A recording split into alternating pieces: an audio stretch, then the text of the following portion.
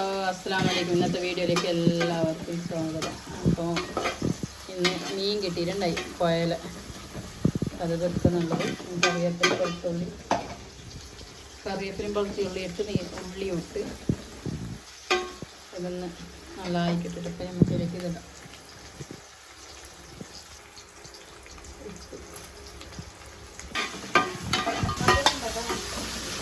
കറിയുള്ളിയെല്ലാം നല്ല വെന്തിട്ട് വന്ന് പിന്നെ ഇതിലേക്ക് നമുക്ക് മുളകിൻ്റെ പൊടിയും ഇതെല്ലാം ഇട്ട് കൊടുക്കാം.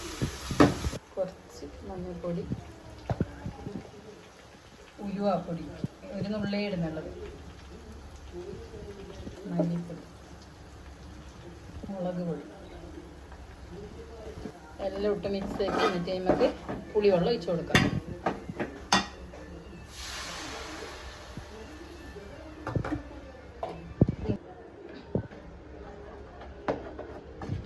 കുറച്ച് വെള്ളം ഒഴിച്ച് എന്നിട്ട് നല്ല മിക്സാക്കി തിളക്കാൻ വെക്കാം. തിളക്കുമ്പോഴേക്ക് മീനിട്ട് കൊടുക്കാം. അങ്ങനെ മീനിട്ട് അങ്ങനെ കറിയെല്ലാം തിളച്ചുകൊണ്ട് വരുന്നുണ്ട്. കുറച്ച് അടച്ച് വെച്ചിട്ട് വേവിച്ചെടുക്കാം. പത്തലും ചുട്ട് വെച്ചിട്ടുണ്ട്. പത്തലും മീൻ കറിയും ഇപ്പോൾ അടിപൊളി ഒന്നാണ്. ഒന്ന് സബ്സ്ക്രൈബ് ചെയ്യും. ഇപ്പം എല്ലാവരും ഒന്ന് സബ്സ്ക്രൈബ് ചെയ്യണം, സപ്പോർട്ട് ചെയ്യണം. പിന്നെ ഒരു ലൈക്കും അടിച്ചിട്ട് പോയി. എന്തായാലും വീഡിയോ കാണുന്നുണ്ടല്ലേ, ഒന്ന് ലൈക്ക് അടിക്കാമല്ലോ. പാവങ്ങല്ലോ, ഒന്ന് സപ്പോർട്ടാക്കി. പിന്നെ കുറച്ച് മല്ലിച്ചപ്പ് ഇട്ട് കൊടുക്കണം. ഇപ്പം നല്ല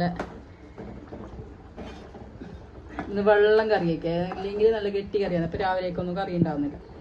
അപ്പോൾ അതുകൊണ്ട് കുറച്ച് വെള്ളമെല്ലാം കറി ഉണ്ടാക്കി. ഇപ്പം എല്ലാവരും ഒന്ന് ഒരു ഒരു കമൻ്റ് അടി, ഒന്ന് സബ്സ്ക്രൈബ് ആക്കി ഇങ്ങനെയെങ്കിലും മുമ്പോട്ട് പോയിക്കോളുന്ന്. അപ്പോൾ അങ്ങനെ കറിയെല്ലാം റെഡി ആയിട്ടുണ്ട്.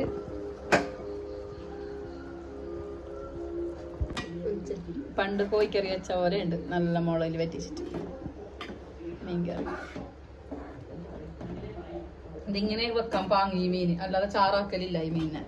തേങ്ങ അരച്ച് ചാറാക്കിയെങ്കിൽ പാങ്ങുണ്ടാവില്ല കൂട്ടാൻ. അപ്പം ഇങ്ങനെ വെച്ചെങ്കിൽ നല്ല പാങ്ങുണ്ടാവും കൂട്ടാൻ. ഇപ്പം കറിയുമായി പത്തലുമായി ഇന്നത്തൊന്ന്. അപ്പോൾ ഇന്നത്തേക്ക് ഇത്ര മാത്രം.